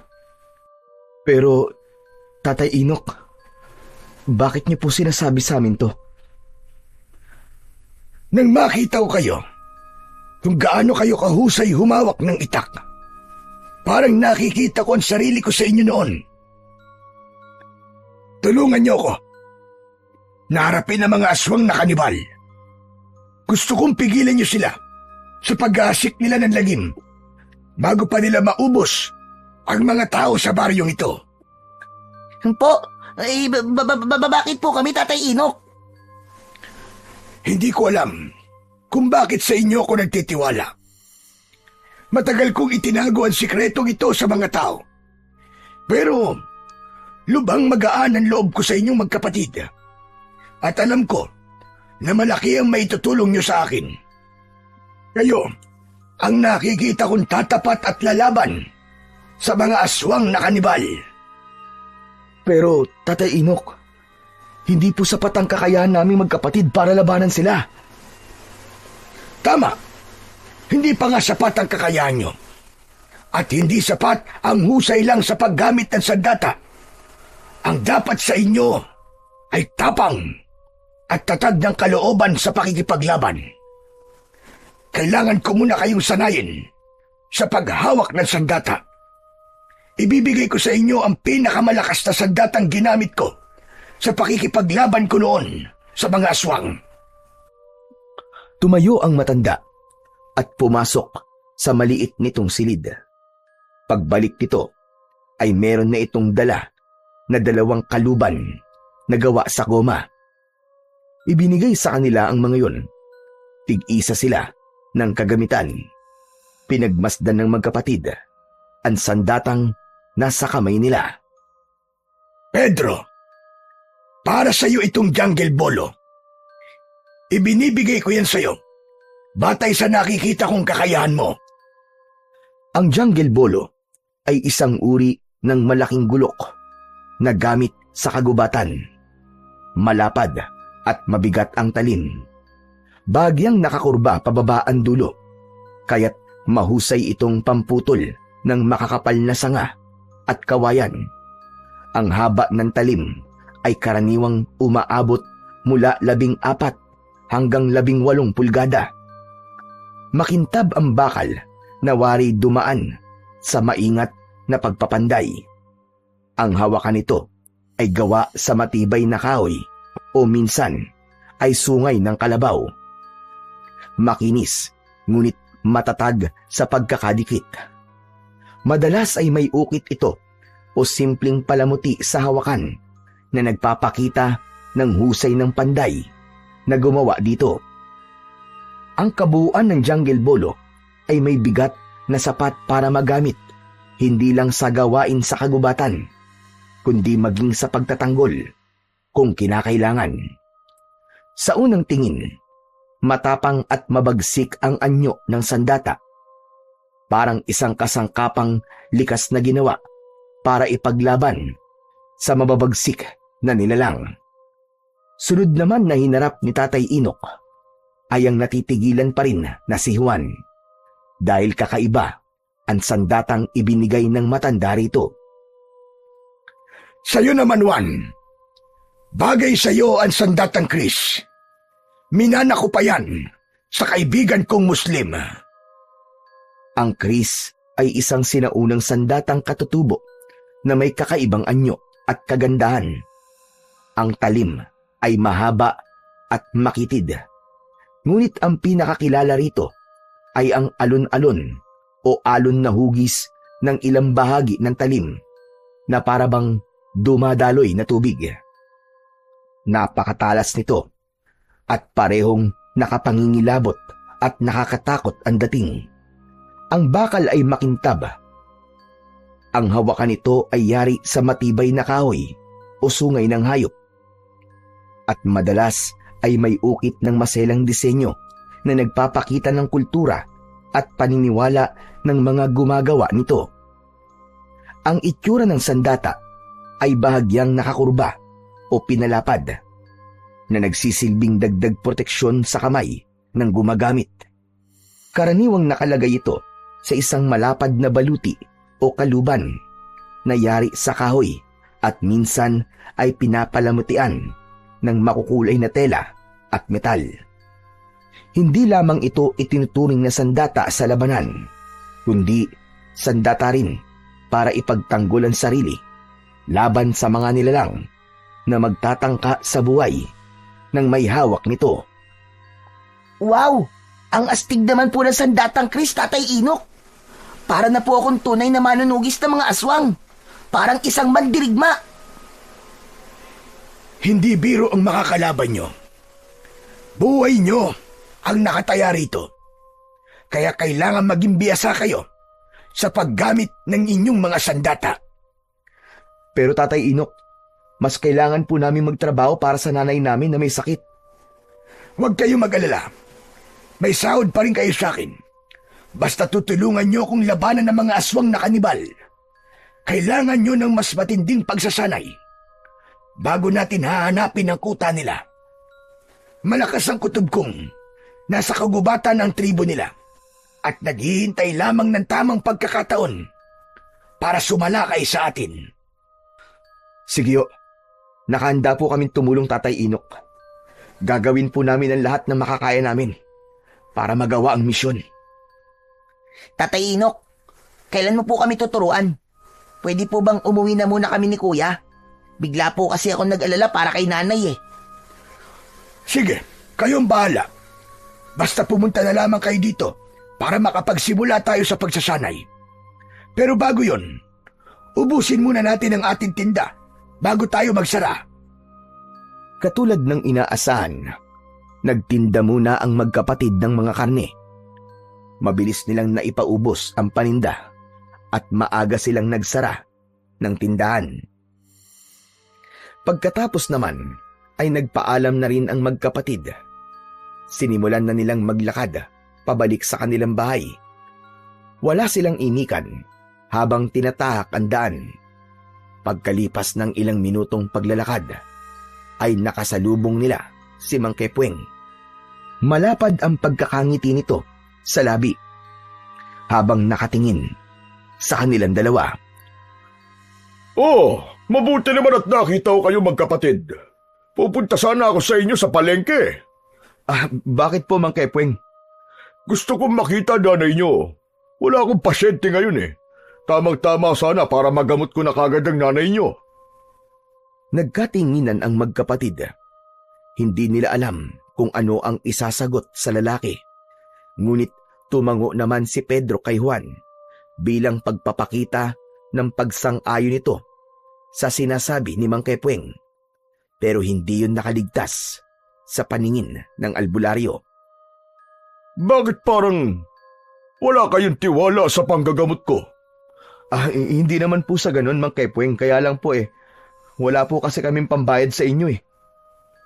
Ano ba naman kayo? Sinabi ko na nga na libre ang aking serbisyo. Magaan kasi ang loob ko sa inyo dalawa na magkapatid. Kaya tayo pang hinihintay nyo, tara na. Huwag na kayong mahiya, pampihira naman kayong dalawa. Kuya, libre naman pala eh. Sige po, Mang Kepweng. Sumama na po kayo sa amin ni Kuya, pauwi na po kami. Maaga po kasi kami nagsara ngayon eh. Aba, maganda yun ah. O sige, kung gano'n sasama na ako sa inyo. Habang naglalakad, ay nag-usap ang tatlo tungkol kay Tatay Inok. Kaya hindi na malaya nila na nakarating na sila sa kanilang bahay. Pinapasok nila si Mang Kepweng na panayan tingin sa palibot ng kanilang kubo. Pagpasok nila hanggang kusina, ay nakita nilang abala sa pagluluto ng karne ng kambing si Aling Senab. Nakatalikod ito sa kanila, kaya't hindi nito namamalayan na nakapasok na pala ang magkapatid. Nay, nandito na po kami. Maaga po kami nagsara ngayon. Nay, meron po kaming kasamang albularyong titingin po sa sakit nyo. Aba, akala ko ba Pagharap ni Aling Senab, nabitiwan nito ang hawak na sandok at natigilan sa kanyang kinatatayuan. Hindi nito inaalis ang tingin sa nakatayong si Mang Kepweng. Nagtataka naman ang magkapatid sa kakaibang ikinilos na yon ng kanilang ina. Habang si Mang Kepweng naman ay nakangiting nakatingin kay Aling Senab. Nay, Mang Kepweng, magkakilala po ba kayong dalawa? Si Aling Senab ang unang nakabawi sa pagkabigla. Ngunit kapansin-pansin ang pagbabago sa kilos nito. Nanghihinang napaupo ito at hindi tumitingin kay Mang Kepweng. Bumundo lang kaba sa dibdib ni Pedro dahil ramdam niya ang tensyon sa loob ng kusina. Kaya naman, hindi niya iniwan ang kanyang ina. Halata ang panginginig sa katawan nito, habang si Juan naman ay pinaupo sa mahabang bangko si Mang Kepweng, paharap sa lamesa. Pasensya na kayo. Baka masama lang ang pakiramdam ng nanay nyo. Oo, masama nga ang pakiramdam ko mga anak. Sige na, lumabas na muna kayo. At ako na lang ang makikipag-usap kay Mang Kepweng. Magkasamang lumabas ng kusina ang magkapatid. Ngunit nanatili silang nakaupo sa upuan nila sa sala habang pinakikiramdaman ang nangyayari sa paligid. Maging sa kung ano ang pinag-uusapan ng mga ito sa loob ng kusina. Hindi tuloy maiwasan ng magkapatid na hindi magtaka at hindi mag-alala sa mga nangyayari. Kuya, teka lang. Sa palagay mo, tama bang iniwan natin si nanay na mag-isa habang kausap si Mang Kepweng? Ewan ko, Juan. Hindi ako mapalagay. Alam mo, para talagang may mali eh. Halata na natakot si nanay kay Mang Kepweng. Ayaw niya lang ipakita sa atin. Magsasalita pa sana si Pedro nang lumabas si Mang Kepweng sa kusina. Kasunod, ang nakangiti nilang ina. Nagkatinginan silang dalawang magkapatid sa pagbabago ng emosyon ni Aling Senab. Huwag na kayo mag-alala sa nanay niyo. Marami na akong ginamot na katulad ng sakit ng nanay niyo. Lahat naman ay gumaling. Dati ko siyang kaibigan, kaya ganun na lamang ang kanyang gulat nang magkita kami. O siya, sige, paano? Aalis na rin ako. Basta't iinimin niya ang gamot na iniwan ko para sa kanya. Napatayo sa kinauupuan ang magkapatid dahil sa masayang balita na narinig nila mula kay Mang Kepweng. Tila nawala ang pag-aalala sa dibdib ni Pedro nang makitang maayos na ang kanilang ina. Inihatid pa nito si Mang Kepweng hanggang sa labasan. Hindi lang talaga mawala sa isip ni Pedro ang panginginig na yon ng kanyang ina kanina. Ngunit pinagbatayan na lamang niya ang masiglang pagkilos ng kanilang ina habang kausap si Mang Kepweng. Parang walang nangyari na bigla itong lumakas. Pagkatapos umalis ni Mang Kepweng, ay nagpaalam na rin sila sa kanilang ina na kailangan nilang bumalik sa palengke dahil balak ni Tatay Inok na turuan sila sa paggamit ng kakaiba nilang mga sandata. Hindi nila sinabi sa kanilang ina na balak nilang maging isang manunugis ng mga aswang na kanibal dahil ayaw na nilang mag-alala pa ito sa kanilang dalawa ng kanyang nakababatang kapatid na si Juan. Pagkatapos pumayag ni Aling Senab, ay naglakad na sila papunta sa palengke. Lumipas lang ang ilang minuto, ay maayos nilang narating ang kinaroroonan ng kanilang pwesto. Nadatnan nila ang matanda na kanina pang naghihintay sa kanila. Sinabi nila kung bakit sila natagalan. Ikaw na muna, Pedro, ang tuturuan ko kung paano gumamit ng jungle bolo. Pero sa kakahuyan natin gagawin ang pagsasanay dahil maraming tao rito. Hindi nila tayo pwedeng makita. At Tatay Inok, sabay niyo po ba kaming tuturuan ni Kuya? Oo, nakikita ko naman na mabilis kayong matututo sa mga ituturo ko sa inyo. Meron na talagang mga nakahandang kagamitan na pagsasanayan natin sa kakahuyan. Hindi nga sila nagtagal sa palengke at agad silang pumunta sa kakahuyan para sa pagsasanay na kanilang gagawin. Pagkalipas ng ilang minutong paglalakad, ay tumambad sa kanilang paningin ang lugar kung saan ay merong mga nakatayong mga kahoy na sinadyang ibaon. Ang paligid ay napapalibutan ng matataas na mga puno na nagsisilbing bubong laban sa sikat ng araw. Habang ang mga ugat at damo sa lupa ay nagsusulputan na parang mga ahas na gumagapang. Sa isang maluwag na bahagi ng gubat, nilinis ni Pedro ang lupa gamit ang kanyang jungle bolo. Isang mabigat at matalim na talim na kayang sumibak ng mga sanga at kawayan. Dito niya ginamit ang kanyang lakas at kasanayan ayon sa sinabi ni Tatay Inok. Ang mga troso na nakatayo ay ginawa niyang target. Bawat hampas ng jungle bolo ay may tunog na matalim na sumasama sa hangin.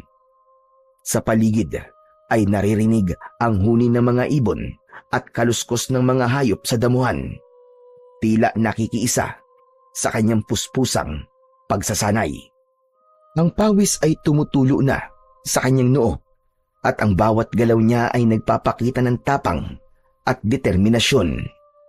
Ang lugar na yon, bagamat payak, ay nagsilbing lihim na pugad kung saan hinuhubog ni Pedro ang kanyang sarili, hindi lamang bilang mandirigma, kundi bilang taong handang ipaglaban ang baryong nilipatan. Habang si Juan naman ay nagsisimula na rin sa pagsasanay gamit ang kris. Isang sandatang may kakaibang anyo. Ang talim naman nito ay alon-alon na parabang dumadaloy na tubig. Sa bawat pagwasiwas ng mga kamay nito, kumikislap ang bakal na tila apoy na sumasayaw. Mahigpit ang kapit nito at bawat hakbang sa damuhan ay sinasalubong ng mabilis at tiyak na galaw. Ginawa nilang katulong ang katahimikan ng gubat. Ang tunog ng pagbugso ng hangin at huni ng mga ibon ay naging musika sa kanilang pag-iensayo. Ang bawat hampas, bawat salag at bawat saksak ng kris ay hindi lamang pagpapatalas ng kakayahan, kundi isang ritual ng disiplina at lakas ng loob para kay Juan. Sumasabay ang dikta o utos ni Tatay Inok sa magkapatid. Tuluyang nagpamalas ng husay ang magkapatid nang matutunan nila ang itinuro ni Tatay Inok. Ngunit habang nag-iensayo, ay bigla silang sinalakay ng mga kalalakian na nakabahag at may mga pana sa likod. May mga pinturang kulay puti ang mga muka at sumisigaw ng kakaibang pag-angil at paghuni ng bibig. At tanging ang mga ito lamang ang nagkakaintindihan. Pinalibutan sila ng kakaibang mga nilalang. Punta kayo. Sila ang mga kanibal sa umaga at aswang sa gabi. Magagamit na ninyo ngayon ang mga natutunan ninyo. Maging si Tatay Inok ay humanda na rin sa pakikipaglaban sa mga bagong dating na nilalang. Halos 10 ang bilang ng mga taong may kakaibang mga itsura. Lahat ay nakangisi na kulay pula ang mga mata. Ang mga ngipin ng mga ito ay matutulis na parang pangil ng mababangis na mga hayop. Nakatayo sa gitna ng maluwag na kakahuyan ng 3 habang pinakikiramdaman ang galaw ng mga kanibal sa kanilang paligid. Tangan-tangan ang kanilang mga sandata laban sa mga pana ng kalaban. Mabilis ang tibok ng puso ni Pedro ng mga sandaling yon. Dahil yon ang unang beses na laban na gaganapan nilang dalawa ni Juan. Sa kaliwang tabi ay si Juan. Mahigpit ang hawak nito sa kris, handa sa bawat pag-atake ng mga kalaban. Mag-iingat kayo magkapatid. Talasan niyo ang inyong pakiramdam. Kayo rin po, Tatay Inok. Sa tingin ko po, kanina pa po nila tayo pinapanood sa pagsasanay. Kuya, wag na muna kayo magsalita. Para kasing nagbabalik na silang umatake. Tignan nyo. Hindi nga nagkamali si Juan sa sinabi nito. Unang sumugod ang 3 kanibal. Mabilis na parang mga hayop na gutom. Isang malakas na hampas ng jungle bolo ni Pedro ang dumurog sa isang balikat ng kanibal, habang ang isa naman ay tumilapon sa damuhan nang salubungin ng kris ni Juan ang iba pang kanibal. Lumipad ang mga palaso mula sa kanilang mga kalaban. Matagumpay naman na naiwasan yun ng magkapatid. Para silang hangin na nakikipagsabayan sa mga pag-atake ng mga kanibal na takam sa kanilang mga dugo at laman. Bawat sugat na tinatamo ng magkapatid ay nagdudulot ng pagka-agresibo sa mga kanibal na walang tigil sa pag-atake. Juan, puntiryahin mo kanilang leg. Ikaw naman, Pedro, salagin mo ang lumilipad nilang palaso gamit ang iyong bolo. Pero, Tatay Inok, kahit malapitan ang pag-atake ng mga kanibal, ay hindi nakaubra ang mga yun sa bilis ni Pedro. Para bang naging malakidlat na sa pagkilos ang binata. Yun ang kapangyarihang hatid ng sandata sa magkapatid. Kaya naman, marami ang bumabagsak na kalaban sa lupa at si Juan ang tagagilit ng leeg ng mga nakahandusay na kanibal. Habang ang natitirang mga kalaban ay patuloy sa pag-angil na parabang hindi natatakot sa sandata ng magkapatid. Si Juan naman ay kumilos na parang sumasayaw sa indayog ng hangin. Inikot nito ang katawan at sa isang mabilis na saksak ng Kris ang tumapos sa ikatlong kalaban. Maya-maya pa, dumating ang iba pang mga kanibal. Mas lalong naging mabilis ang kilos ng magkapatid, habang si Tatay Inok naman ay humihingal na nakikipaglaban sa mga kanibal. Mas dumarami at lumalakas ang sigaw, ang mga hampas ng kalmot at paglipad ng mga palaso sa kanilang kinatatayuan. Tinamaan ng palaso sa balikat si Pedro. Padaplisyon, kaya hindi masyadong dumugo. Ngunit bigla siyang natigilan nang makitang unti-unting naghihilom ang sugat niya sa katawan, at nakita rin yun ni Juan dahil maging ang sugat nito ay nawawala rin. Huwag na kayong magtaka, sapagkat ang hawak ninyong mga sandata ay merong taglay na kapangyarihan na kayang magpagaling ng sugat sa sino man na may hawak nito. Kaya huwag na kayong mag-alala. Tapusin na natin ang laban dahil nagsisimula na silang sumalakay. Sige, sugod! Ang 5 bagong dating na kanibal ay sabay-sabay na umatake sa kanila. Mabilis na umatras si Tatay Inok, ngunit bago pa malapitan, 2 katawan ang bumagsak matapos tagain ni Pedro ang mga sumugod. Si Juan ay humarang sa natira. Ang bawat alon ng Kris ay tumatama sa laman hanggang sa duguan ng humahandusay sa lupa ang mga kanibal. Pagod na sila, ngunit matatag pa rin silang nakatayo sa gitna. Hinarap nilang 3 ang nalalabing 2 kanibal. Humaginit ang itak ni Tatay Inok. Tumusok sa dibdib ng isa. Ang huli ay sumugod naman kay Pedro. Ngunit mabilis itong hinarangan ni Juan at sabay nilang tinapos ang buhay nito sa pamamagitan ng saksak gamit ang Kris. Kasabay ng matalim na hiwa ng jungle bolo. Natalo ang mga kalaban at sabay-sabay na nasunog ang mga katawan. Ang katahimikan ay binalot ng hingal mula sa pagod na katawan ni na Pedro, Juan at Tatay Inok. Hingal na hingal sila, ngunit nakatindig pa rin. Magkakatabi ang 3. Sa gitna ng kanilang pakikipaglaban, napatunayan nilang hindi lamang sandata ang nagbibigay ng lakas, kundi ang pagkakaisa, tapang at tibay ng loob sa pagharap nila sa mga nilalang. Sa tagal ng kanilang labanan, malapit nang dumilim ang kapaligiran. Isinama ng magkapatid si Tatay Inok sa kanilang bahay, ngunit pagdating nila sa kanilang tirahan, tumambad sa kanilang paningin ang sirang bahay at bukas na pintuan. Bumundol ang kaba sa dibdib ni Pedro. Ano nangyari dito? Nay! Nay, nasan kayo? Nay, nandito na po kami ni Juan! Ngunit walang tugon mula sa kanilang ina na si Aling Zenab. Naluluwang pumasok sa loob ng bahay si Juan at hinanap ang ina sa lahat ng sulok ng bahay. Pagbalik sa labas ay naluluha itong nagsalita habang nanginginig ang katawan dahil sa takot at pag-aalala. Kuya, nawawala si nanay. Hindi natin siya dapat iniwanan mag-isa dito.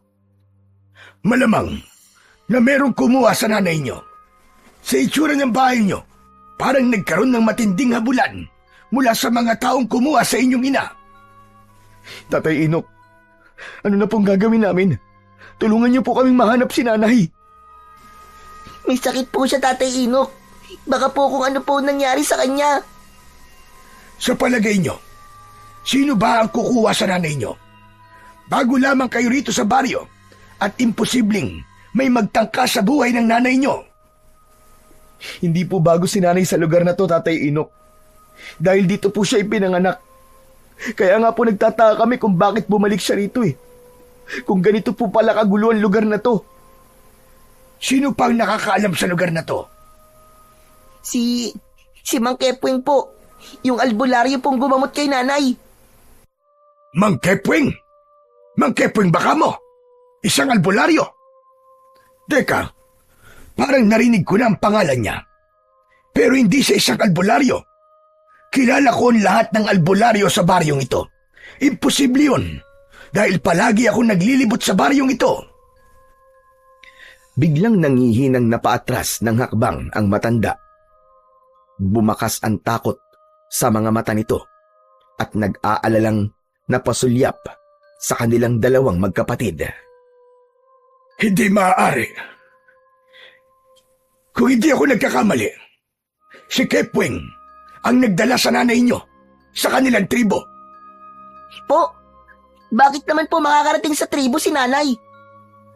Dahil nakakasigurado ko si Kepwing na tinutukoy niyo ay ang anak ng pinuno ng mga kanibal na napatay ko at balak na magiganti sa akin. Siya ngayon ang pinuno ng mga aswang na kanibal. Pero bakit naman po madadamay si nanay? Wala po siyang alam sa away niyo. Yun na ngang ipinagtataka ko, Pedro. Dahil ang kanilang mga pinapatay ay ang lahat ng may kinalaman sa aking lahi. Pero Tatay Inok, nabanggit po din nanay sa amin na kaibigan daw po niya si Mang Kepwing. Kaya po nagtiwala po kami ni Kuya sa kanya. Nagtiwala kayo. Kahit mabigat ang nararamdaman niyo sa kanya, di ba? Ang taong merong masamang budi, kadalasan ay nararamdaman ng mga taong nakapalibot sa kanya ang bigat ng kanyang presensya.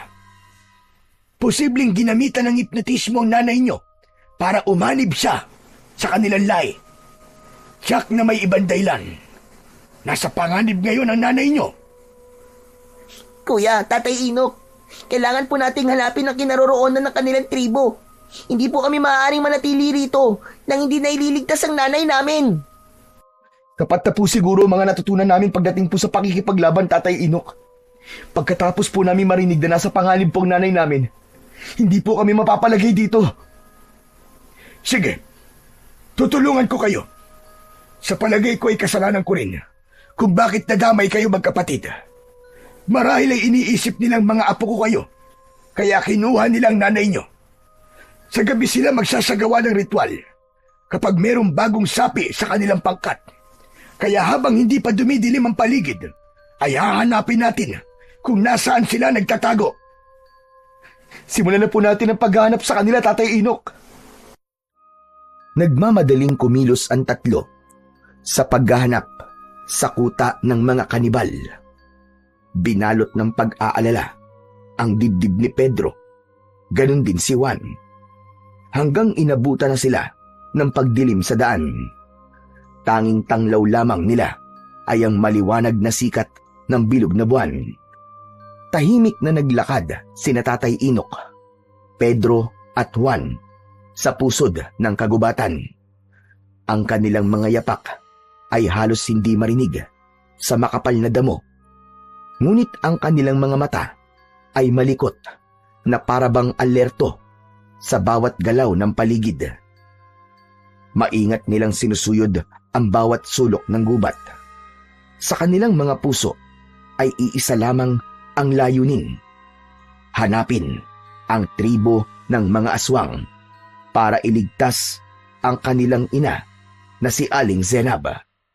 At nang matuldukan na ang matagal ng pag-aasik ng lagim at takot sa kanilang baryo, maya-maya pa ay unti-unting nagbabago ang klima ng paligid. Ang mga puno ay nagmistulang kublihan at ang hanging pumapaloob ay mabigat. Amoy ng nabubulok na laman at dugo ng tao ang umalingasaw sa buong paligid. Nararamdaman kong malapit na tayo sa kanilang tribo. Kaya humanda na kayong dalawa. Mahinang bulong ni Tatay Inok sa magkapatid habang ang mga mata ay kumikislap sa dilim. Narinig nila ang alingaw ng mga nakakatakot na halakhak mula sa di kalayuan. Ang tunog ay hindi pangkaraniwan. Malalim, gutom, at punong-puno ng kasamaan. Dumagdag pa rito ang mga matang nagliliwanag mula sa kadiliman. Dahan-dahang lumitaw mula sa pagitan ng mga puno ng kahoy. Sa wakas, natagpuan nila ang kanilang hinahanap, ang nakatagong tribo ng mga aswang. Kitang-kita ni na Pedro at Juan ang kanilang ina na nakagapos sa kawayang nakabalagbag sa itaas ng kakahuyan. Walang malay at merong mga pasa sa katawan. Habang ang malaking kawa ay kumukulo, nakalagay ang mga lamang loob ng mga biktima ng mga ito. Sa gitna ng nag-aalab na mga sulo, nagsasayaw ang mga nilalang na kalahating tao at kalahating halimaw.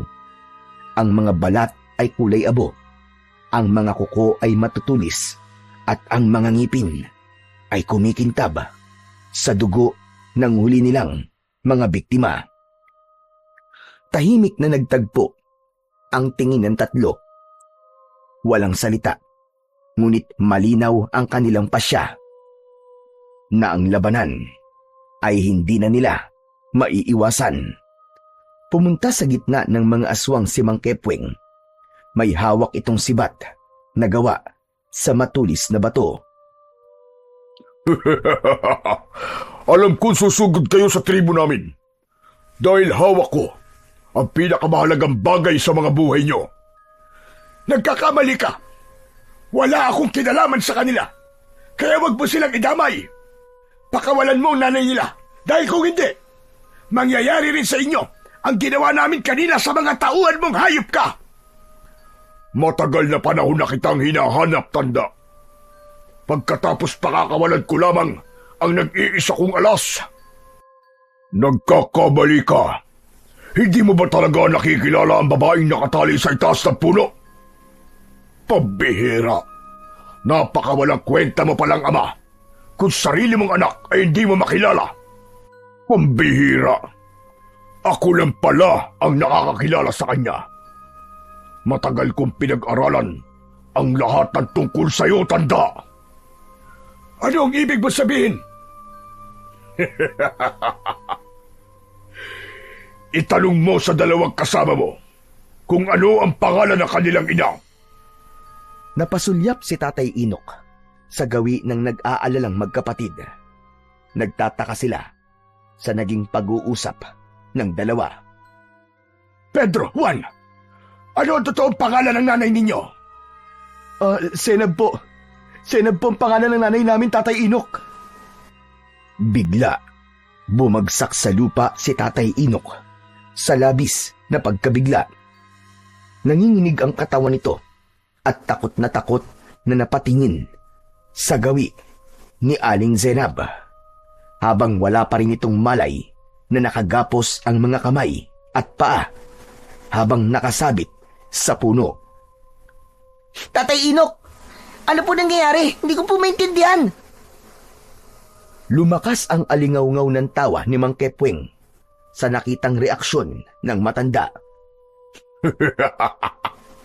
Ang hina talaga ng mga ulo nyo. Anak ni Tatay Inok ang nanay nyo. Si Senab, ang bunsong anak ni Tatay Inok, na tinangay ng malakas na agos ng tubig habang tumatawid sila sa ilog para tumakas. Ang nakakuha sa kanya ay ang kaibigan rin niya na si Lento, na napatay ko rin dahil natuntun ko kayo sa baryo nyo. At sa dinami-rami ng paglilipatan nyo, dito pa talaga sa lugar kung saan nagsimula ang lahat. Tatay Inok, totoo po ba sinasabi ng halimaw na yan? Oo, Juan. Totoo. Mga apo ko kayo. Anak ko si Zenab. Naluluwang bumaling ng tingin si Pedro sa gawi ni Mang Kepweng. Pakawalan mo nanay namin, Mang Kepweng! Kung ikaw ang pumatay sa tatay namin, dapat kang magbayad. Buhay ang kinuha mo, kaya buhay rin ang magiging kapalit. Kaya nga ako naniningil sa inyo Dahil buhay ang inutang ng magaling na manunugis niyong lolo. Nagpalit pa ng pangalan ng hayop. Akala niya siguro ay makakapagtago siya sa akin ng habang buhay. Hindi niya akalain na sa pagpalit niya ng pangalan, hindi kagad siya makikilala ng kanyang anak. Pinahirapan niya si Zenab sa paghahanap sa kanya. Pakawalan mo ang anak ko, hayop ka! Tayong dalawa magtuos! Huwag mong idamay ang pamilya ko! Ako lang ang may kasalanan sa'yo. Sobra na ang buhay na kinuha mo sa akin. Kaya tama na! Tapusin na natin ito! Nagkakamali ka. Damay-damay na to. Ubusan ng lahi. Matirang matibay. Tama lang, Satsat! Simulan na natin ang laban! Unang sumugod, ang galit na si Juan. Hawak ang kanyang kris. Napuno ng sigawan, ang salubungan ng mga naglalaban. Sabay-sabay na sumugod ang mga alagad ni Mang Kepweng. Kumakaway sa ere ang matutulis na mga kuko at pangil na kumikislap sa liwanag ng apoy sa gitna ng tribo. Ngunit sa sandaling yun, sina Tatay Inok, Pedro at Juan ay nagmistulang mga hangin na gumagalaw ng magkakahiwalay para labanan ang mga halimaw. At bawat galaw nila ay mabilis at halos hindi masundan ng mga mata. Maliban kay Tatay Inok na dahil sa katandaan ay madaling napapagod at nagpapahinga sa bawat kanibal na napapatay nito. Si Pedro naman ay kumikilos na parang naglalaho at muling sumusulpot. Ang kanyang jungle bolo ay sumasabay sa ihip ng hangin. Dumadaplis, ngunit eksaktong tumatama sa dibdib ng bawat aswang na lumalapit sa kanya. Para siyang ihip ng hangin na di mahawakan. Ngunit sa likod ng bawat dampi ng kanyang sandata ay may kasamang sugat na nagdudulot ng kamatayan sa bawat tatamaan ng kanyang jungle bolo. Si Juan naman, hawak ang kris, ay parang ipo-ipo. Ang bawat hampas ay sabay na bumabagsak ang mga kalaban sa lupa habang nagkikisay ang katawan na hinahabol ang sariling hininga. Pinipigilan ng mga aswang ang pagbulwak ng kanilang dugo mula sa sugat na likha ng kris ni Juan. Kasabay ng pagkasunog ng katawan ng mga ito. Ang bawat pag-atake ay walang tunog.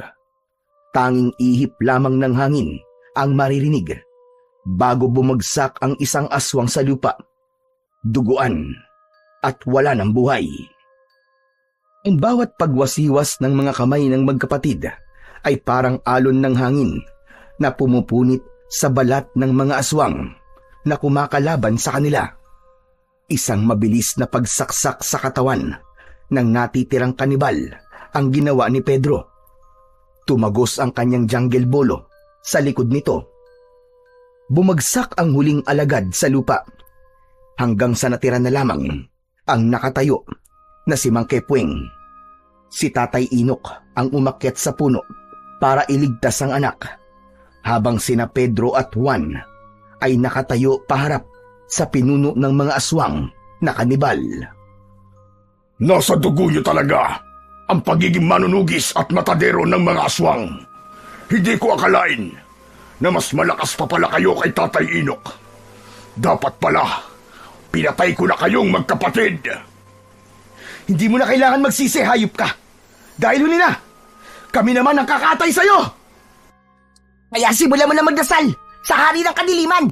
Tignan ko lang kung matulungan ka lang Diyos-Diyosan mo dahil malapit na kayo magkita sa impyerno. Ngumisi ng nakakakilabot ang pinuno ng mga aswang na si Mang Kepweng. Umikot ito ng mabilis sa ere. Gamit ang sibat, inatake sila nito ng palo sa katawan. Bumagsak pasadsad sa lupa si Juan. Hindi rin naiwasan ni Pedro ang pagtama ng sibat sa kanyang tagiliran. Bumagsak siya sa lupa, ngunit itinukod niya ang kanyang jungle bolo. Mabilis at matapang na hinarap niya si Mang Kepweng. Naiiwasan ito, ang kanyang bawat pag-atake. Maya-maya pa ay naramdaman niya ang pagtulong sa kanya ng nakababata niyang kapatid na si Juan. Magkasabay silang umatake at sumugod sa kinaroroonan ni Mang Kepweng. Dahil sa bilis ng pagkilos ng magkapatid, hindi na nagawang iwasan ng kalaban ang kanilang mga pag-atake. Para sa tatay ko na pinatay mo! Mamamatay ka na ngayon sa mga kamay ko! Isang ubod ng lakas na pagsaksak sa tiyan ang ginawa ni Pedro. Tumagos ang talim ng jungle bolo hanggang sa likod nito. Kasunod ng pag-ikot naman ni Juan gamit ang kris. Nilaslas nito ang leeg ni Mang Kepweng at sabay nilang binunot ang kanilang mga talim at inulit ang pagsaksak sa katawan nito. Hanggang sa bumagsak sa lupa si Mang Kepweng. Naliligo ito sa sariling dugo at kung ano ang naging itsura ng mga naging biktima nito ay ganun din ang sinapit ni Mang Kepweng. Dilat ang mga mata at may lumalabas na dugo sa ilong at wakwak ang tiyan dahil sa tama ng jungle bolo ni Pedro. Habang ang leeg naman ito ay balat na lamang ang nakadikit sa katawan. Tila kinatay na baka.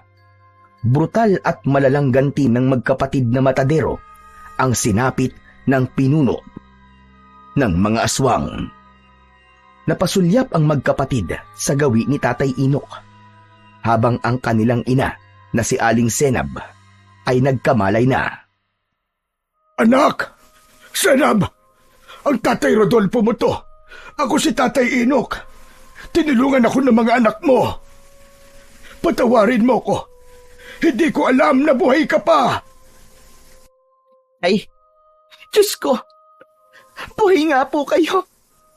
Salamat sa Diyos! Nahanap mo ko! Oo, anak. Ang mga anak mong sina Pedro at Juan ang nakahanap sa akin. Sa tulong ng Diyos, pinagtagpo kami ng mga anak mo. Kaya pala pamilyar sa akin ang kilos nila. Parang nakikita ko ang sarili ko sa kanila dahil taglay nila ang dugo ng pagiging isang matadero. Bilang isang manunugis ng mga aswang. May papalit na sa akin. Wala nang manggugulo sa atin, anak. Magkakasama na tayong muli. Buo na ang ating pamilya. Tay, ang akala ko po talaga, hindi na tayo magkikita pa. Isang malakas na hagulgol ng iyak ang narinig nila sa mag-amang matagal nang hindi nagkita. Habang sina Juan at Pedro naman ay hawak pa rin ang sandata na tumutulo pa ang sariwang dugo ni Mang Kepweng. Napalapit sila sa kinaroroonan ng kanilang ina.